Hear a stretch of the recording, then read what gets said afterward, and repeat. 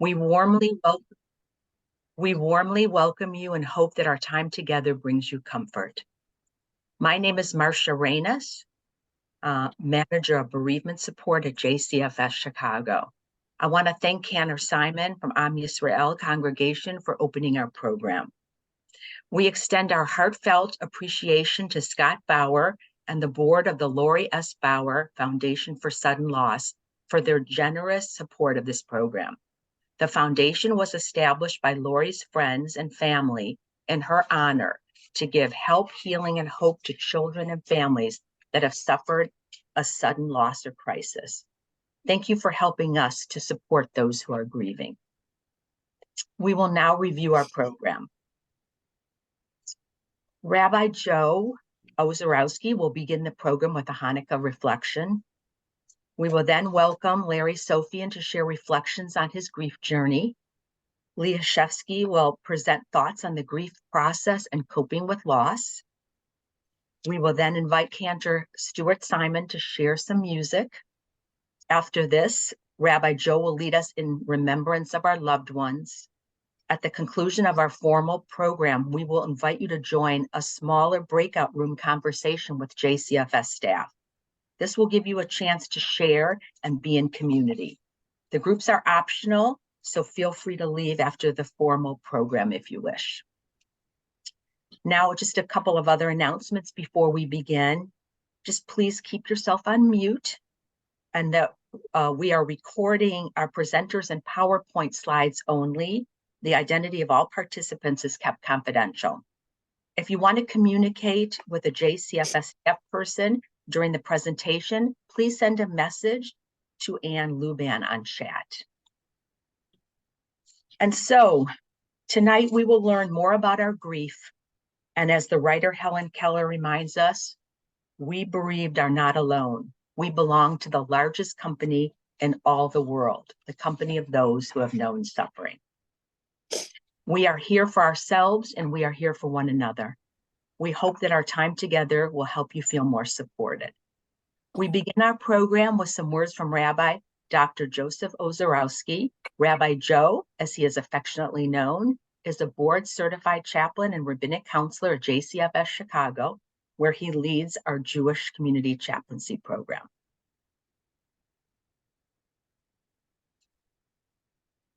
Thank you very much, Marcia, for that lovely introduction. And I want to welcome all of you tonight and thank you for coming. I offer my condolences to all of you for your losses that have brought you here and drawn us together this evening. I want to acknowledge that and let you know it takes a lot of courage to join us with people you don't know in a format that may be very strange for many of you doing this by Zoom as opposed to being in the same room with all of us. And I want to acknowledge that while I'm on staff here tonight and hoping to share some little bit of wisdom with you this evening that might be helpful, I'm also coming as a mourner. I lost my son-in-law a little bit under a year ago last January, 38 years old, and we're still grieving for him. So I join you in that grief. I'd like to offer a thought based on Hanukkah, which we are starting tomorrow evening. It's hard to believe that we are this close to Hanukkah already, even though it's early December, we are here now. Hopefully most of us will be doing something or other for Hanukkah. Probably many of us will be lighting candles, which is the most well-known ritual and custom and mitzvah that's associated with Hanukkah. It's interesting to note the history of Hanukkah, and there's a thought that I think can be very helpful to us in a grieving situation as we mourn our loved ones. The original custom for Hanukkah, as the Talmud and Tractate Shabbat notes, in the 1st century after the Hanukkah story, after the Maccabees won the battle against the Greek Syrians and rededicated the Holy Temple in Jerusalem, the original custom was to light one candle in each home. That was the 1st century custom. The 2nd century after the story, some 2,100 years ago, a dispute came about. People wanted to do more than one candle. And this dispute involved two of the great rabbinic leaders of that generation, two millennia ago, Hillel and Shammai. The names might be familiar. The Hillel Foundations on colleges are named after Rabbi Hillel. Hillel and Shammai disagreed about nearly everything. You can go through the Talmud, and there are really dozens, maybe hundreds of disputes between them. They still got along with each other. This was one of their disputes. Shammai had the idea of lighting more candles in the following fashion: to start with 8 candles, then on the second night, 7 candles, and eventually decrease them so he got to the last night of Hanukkah and light 1 candle. Why was this Shammai's custom? The Talmud suggests some reasons that don't necessarily connect to our evening tonight. My own personal theory, I haven't seen this anywhere, but everybody I've spoken to says it makes sense to know this, that the miracle of the oil, as we understand it, has been told to us, is that a little bit of the oil burned every night, but less than usual. And that's why the amount of oil for one night could last 8 nights. But every night there was a little bit less oil. So we commemorate the historicity of the miracle through diminishing the number of candles each night. Hillel's tradition, or he invented it actually, is the one that we still follow 2,000 years later, which is lighting 1 candle the first night, 2 candles the second night, and so on, until we get to 8 candles the 8th night. The question then comes up, why did Hillel's version win? Why don't we follow Shammai's version? Maybe someday we will. That's why the Talmud records it, but that's not the common custom, and it's not the most inspirational custom. So why did this custom win out? Again, the Talmud offers some theories. One that I'm going to base my understanding of is Malin b'kodesh v'lo moridin. In matters of holiness, you grow, you do more and not less. But I have another idea that's related to this, and I didn't invent this idea. I heard this from my late father-in-law, who some of you might actually remember by Shlomo Rappaport, was the founding principal of Lighter Crown Jewish Academy, and I heard this from him, that the time when Hanukkah falls out, meaning now, tomorrow night, this week, is the darkest time of year. By dark, I don't mean just emotionally, which it was certainly at the time when our ancestors were fighting the oppressors, but in terms of the amount of light that is out there in the world. This is the time of year when there's the least amount of sunlight. The day starts later, the amount of daylight hours is the least, and sunset is the earliest during this time of year. So it's the least amount of sunlight. And it's also the least amount of moonlight. This time is the end of the Hebrew month, which is a lunar month. As the moon gets smaller and smaller, Hanukkah comes at the end of the Hebrew month of Kislev, as the moon is waning and not waxing. So it's not just the least amount of sunlight, it's the least amount of moonlight. It is literally the darkest time of the year. And what is the Jewish response to the darkest time of year? It is not only to light candles, but to increase the number of candles. And this, at least from where I'm sitting, is a very profound message for those of us who are grieving. It's a very dark time for many of us. It's a struggle. How do we do without the person that we've loved and now we've lost? There's an empty chair or maybe an empty Chanukiah that may not be lit this year. And our goal, what inspires us, what keeps us going, is the idea we can light candles, bring a little bit more light to the darkness, that the memory of our loved ones can help inspire that light and be that blessing for us. And my prayer for all of us is that we take those moments to inspire us in the candle lighting, to know that it is possible to bring light to the darkness by not just lighting candles, but increasing the number of candles. And I think that's why this custom is the one that we have followed for the past 2,000 years.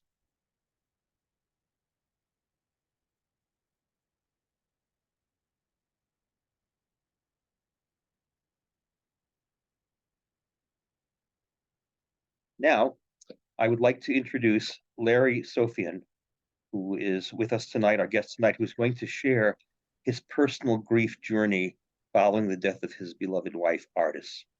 Larry? Thank you, Rabbi. I lost my wife of 42 years, Artis, last year. Sunday will be the first anniversary of her death, which was both expected and unexpected. Expected because she'd been diagnosed with stage 4 cancer in August of last year. Unexpected because she had literally finished chemo a year ago tomorrow, and we had been told that she was responding well. She was scheduled for surgery the following month. Instead, the day after that last chemo, she fell in our house and neither she nor I could get her up. So I called 911, and when she got to the hospital, found out that she had developed an infection. Following night, she went into septic shock and she passed early the next day, less than 72 hours after she had finished chemo. Artist was not only the love of my life, she was my only love. We started dating when we were both 15, and neither of us ever seriously dated anyone else. I think we may have surprised both of our families and maybe ourselves when we continued to date throughout college, but I guess we both knew a good thing when we had it.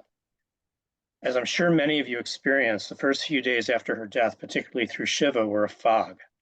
I just tried to get through the things that had to be done. I really didn't start to process what it meant to look at a life without her until after Shiva was done, and probably for some time after that. The thought of facing life without the only person I had ever loved was depressing and terrifying. 1 year later, my first thought when I hear something or something happens that I think she would have been interested in is still that I can't wait to tell her about it. On a day-to-day basis, I was particularly worried about learning how to deal with aspects of our lives that she had always taken care of. Because we knew her passing was a possibility, she had discussed with me how she wanted me to have a life if she didn't make it. Much of what I've done in the last year has been towards that end, both for myself and to try to honor what I know she wanted. Artist was an only child and we had no children, but her mom is still alive. So the most important thing that I am thinking about each day is making sure that she's being well taken care of. One of the most surprising things that's happened revolves around her mom. A couple of friends had predicted to me that by the end of this year, there would be serious attempts to set me up. With a few weeks to go, that hasn't actually happened, probably because my friends know that my heart is still with Artist and I'm not in an emotional place to think about trying to look for a new relationship. I don't know if I ever will be. Time will tell. However, the person who has asked me the most about this is Artist's mom. Starting as early as 2 weeks after Artist's death, she started asking me if I was dating anyone. The first time she asked me, my response was along the lines of WTF. She continues to bring it up to me periodically.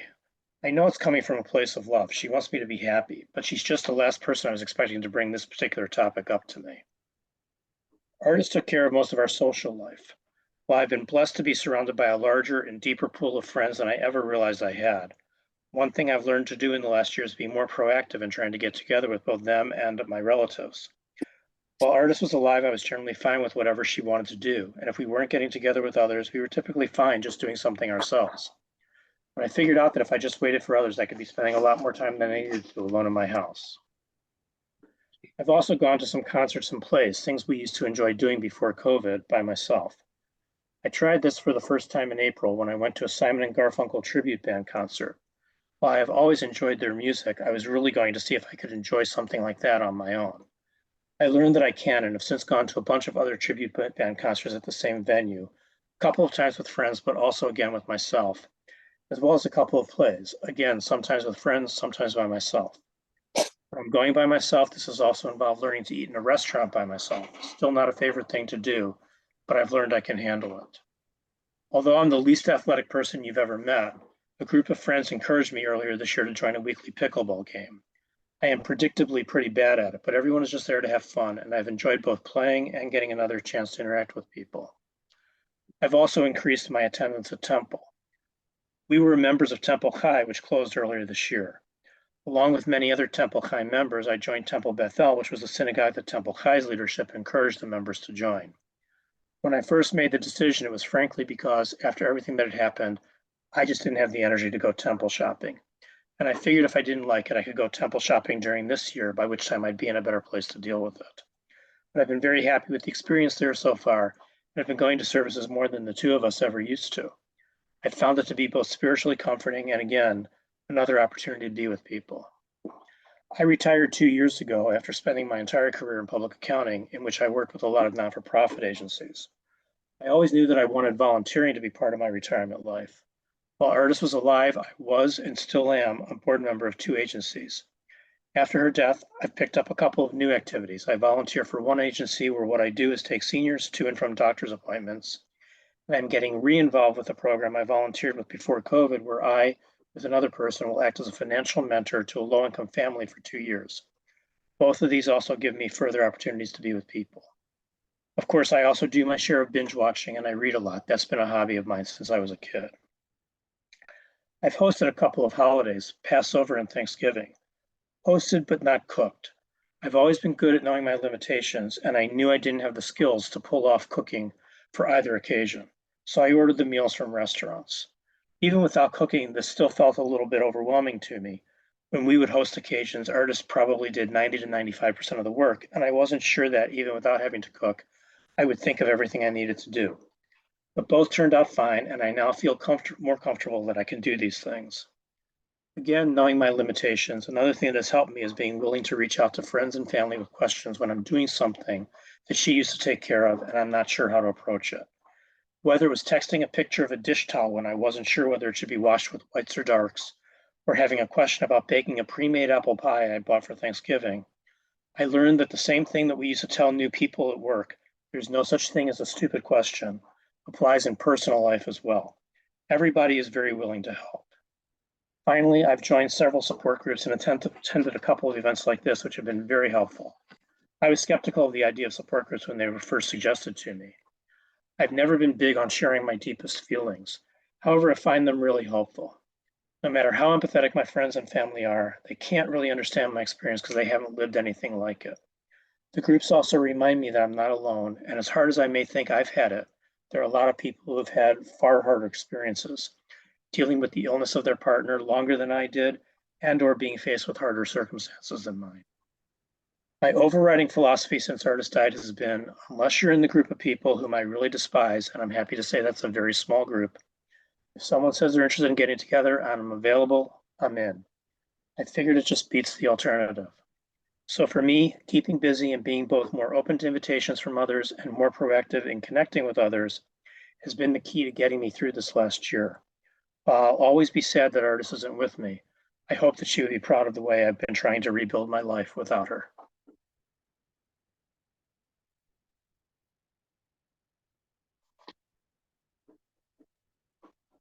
Larry, thank you so much for sharing your journey with us. It's been an honor getting to know you through group and things like that. And thank you for sharing with us about artists and about your relationship and grief journey. May her memory be for a blessing. Thank you. My name is Leah Shefsky, and I am a grief specialist and chaplaincy coordinator here at JCFS. I am honored to share some general reflections about grief and some strategies for coping with loss this evening. Grief is a normal and natural reaction to loss. As Dr. Gerald May wrote, grief is not a problem to be solved, nor a difficulty to overcome. It is a sacred expression of love, a sacred sorrow.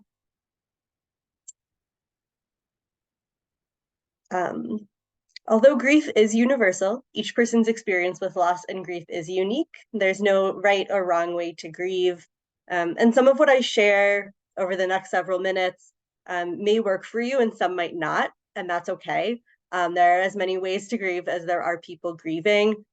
So if some of these metaphors are working for you, awesome.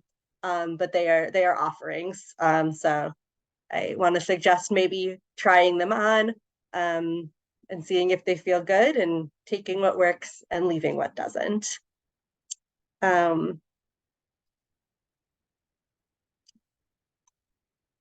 So grief is manifested in many ways. We'll talk about a few of those ways. So emotionally, we may experience a range of feelings, including sadness, yearning, fear, anxiety, anger, regret, and guilt, loneliness, shock, and numbness. I think often this is sort of maybe what we often focus on when we think about grief. But of course, it's also felt physically. We may lack energy, feel a hollowness in our stomach and heart, and a tightness in our chest. Cognitively, we may be confused in a fog, experience a sense of disbelief, or a sense of our deceased loved one's presence. Behaviorally, we may experience crying, sleep and appetite irregularities, withdrawing socially from others, having dreams of our deceased loved ones.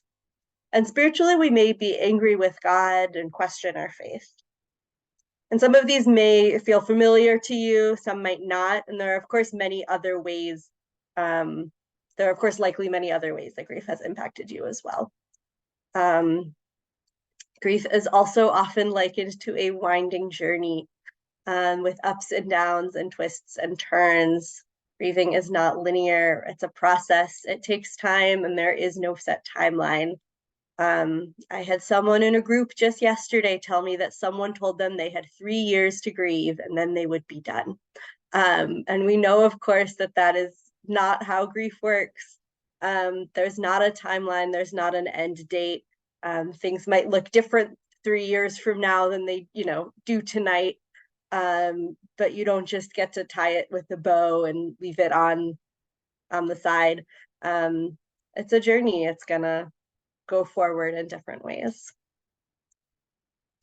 Grief is something that we need to go through. The pain of healing and growth asks us to acknowledge our pain, sometimes confusing and contradictory emotions, and express them rather than avoiding them. Some of you may be familiar with the children's book, We're Going on a Bear Hunt by Michael Rosen, that conveys this so well. We can't go over it, we can't go under it, we've got to go through it. We don't move on from grief, we move forward with it.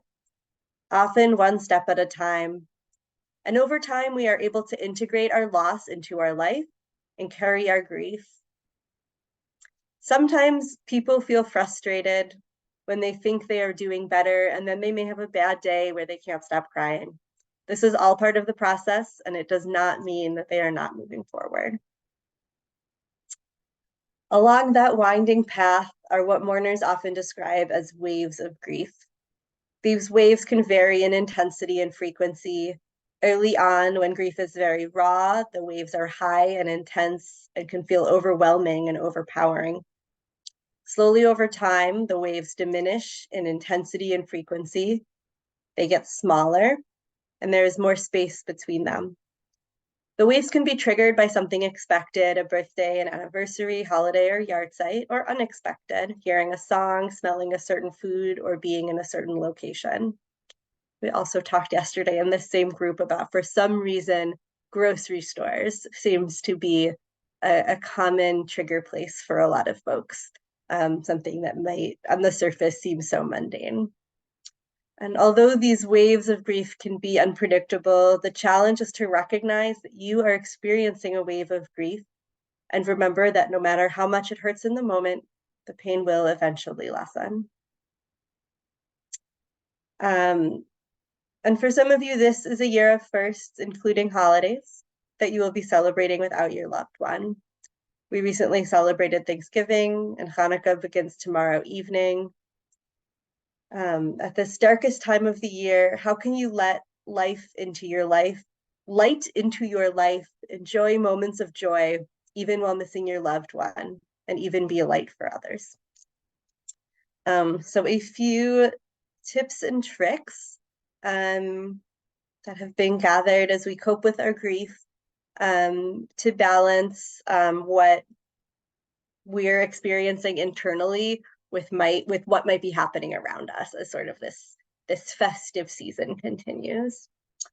The first thing I want to offer is to take care of yourself, be kind and gentle and compassionate, take care of your physical health. What you need can change by the day or the moment, so start by asking, what do I need right now? How much, focus on what you need, and be aware and honor what you need. Reach out for support. Identify who is in your circle of support. This may include family members, friends, neighbors, coworkers, pets, support group members, friends from your faith community. People can be there for us in different ways. Some you can cry with, some you can take a walk with, others share a meal with. A pet will remind you that you are needed and offer unconditional love and companionship. And in this is to feel free to ask for help. Others often want to help and may not know what to offer. Grief takes a lot of energy and it can be exhausting. Allow yourself to connect with others who can support you and give yourself alone time to recharge and readjust. I think Larry spoke to this particularly, sort of always saying yes to things, but also reaching out to friends and offering to host holidays and meals and things like that. People don't always know exactly what you need, and sometimes you need to reach out to others.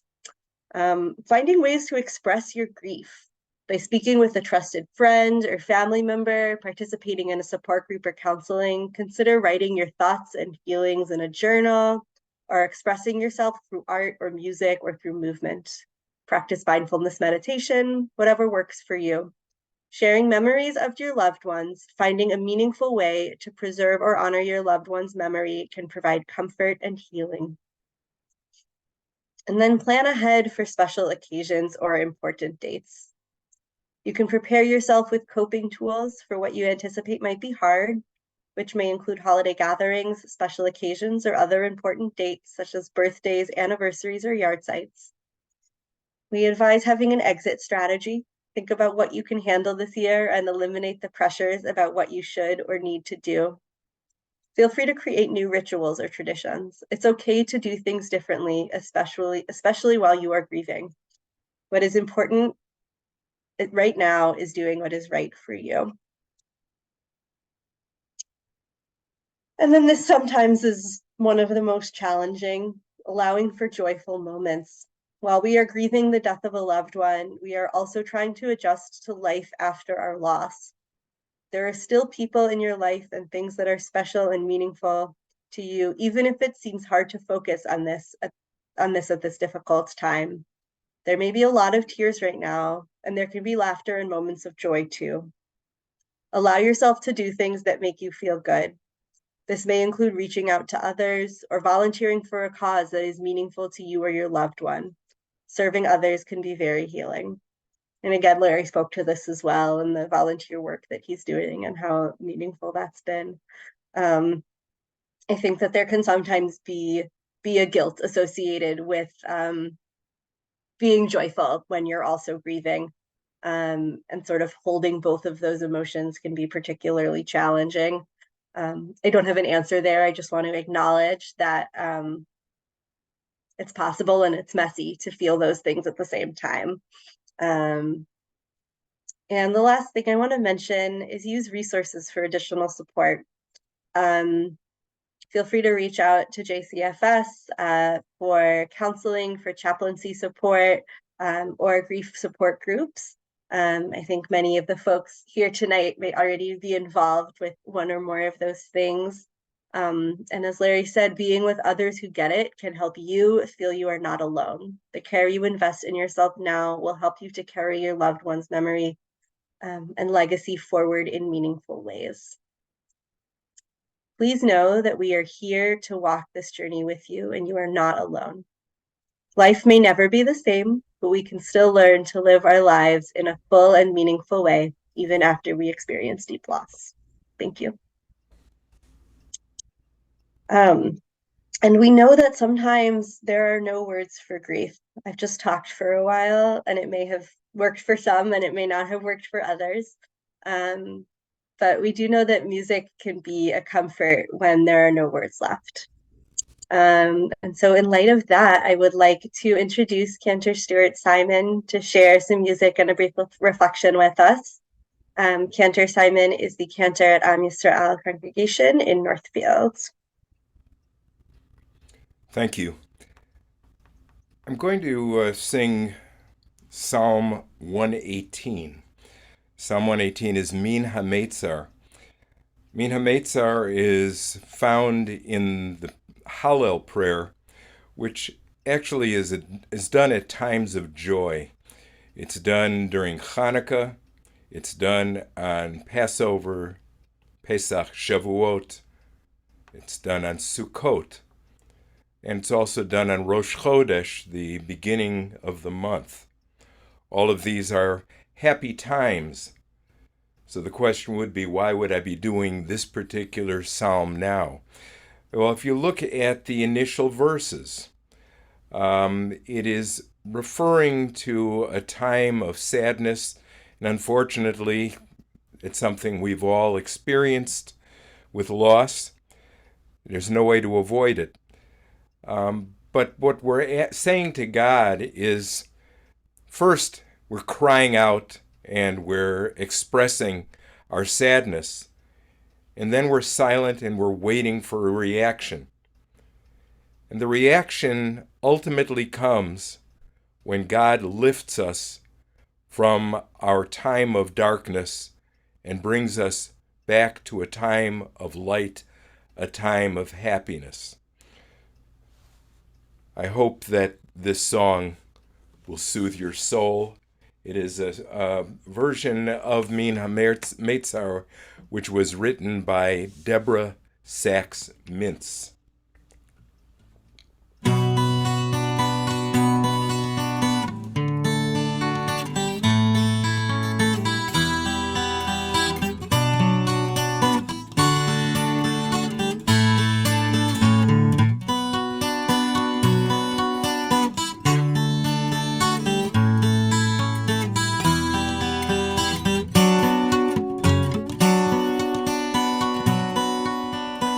Min HaMeitzar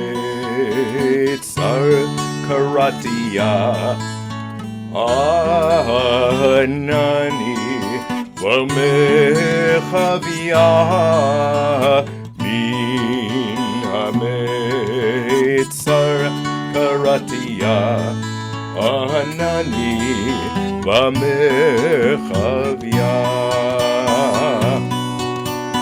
Min HaMeitzar karatia Anani v'mechavia Min HaMeitzar karatia Anani v'mechavia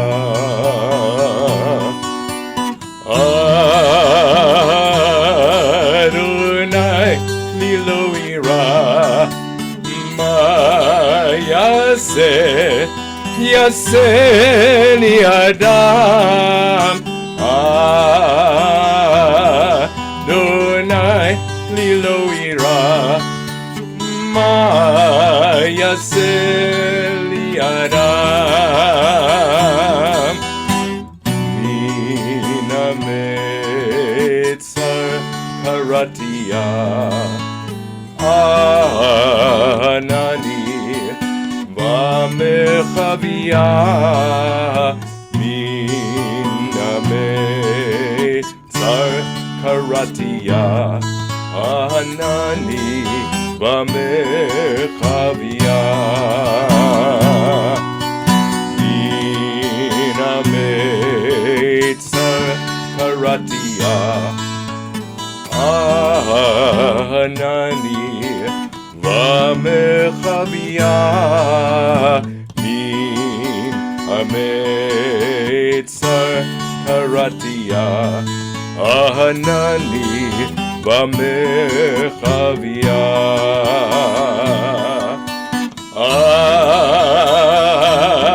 Adonai li lo ira ma yaseh li adam Adonai li lo ira ma yaseh li adam Adonai li lo ira ma yaseh li adam Adonai li lo ira ma yaseh li adam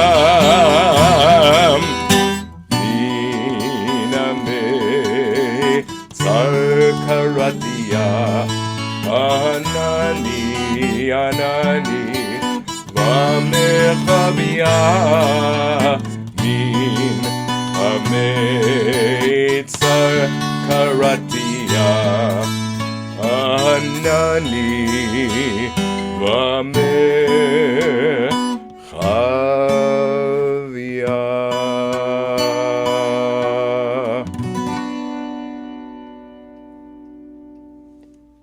Thank you so very, very much, Cantor Simon. That was beautiful. The words were beautiful. The music, the singing was beautiful and inspirational. We're going to take a few minutes now to remember, each in our own way. There's no one way to remember. You may choose to take these moments to gaze upon a picture of your loved one whom you've lost, or a special object that might be associated with them, or you might want to envision them inside your mind, or you may want to think of a memory with them, something that you recall, maybe connected to Hanukkah, maybe connected to something else during the year.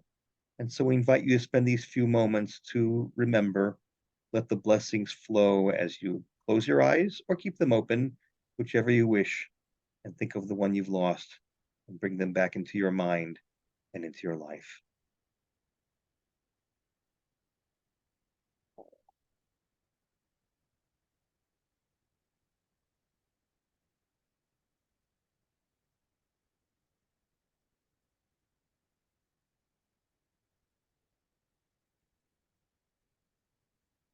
And as we remember, we're going to conclude, or almost conclude, with a poem by Rabbi Karen Kedar, who some of you may remember, the longstanding rabbi of BJBE congregation here in the Chicago suburbs. It's called The Valley. The valley of the shadow of death is a tender place. It is a place of questions and things unsaid, and grace, and love, and depth, and sadness.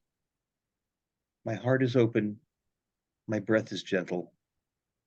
I am tired and sleepless. So I sit a while by the still waters, and you are with me. God is with me. I shall not fear.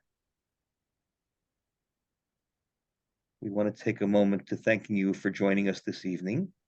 We especially want to thank those of us who participated, Cantor Simon, Larry Sofin for sharing his story, and our staff, Masha Reynes, Leah Shevsky, Elisa Becker, and Luban, who is the director of our department and behind the scenes organizing the tech stuff.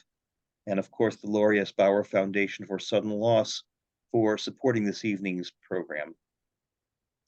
Now, you'll be getting a follow-up email shortly, which will include more information about our support groups, various references and things that might be helpful to you, tools and material out there, and also an evaluation of this program.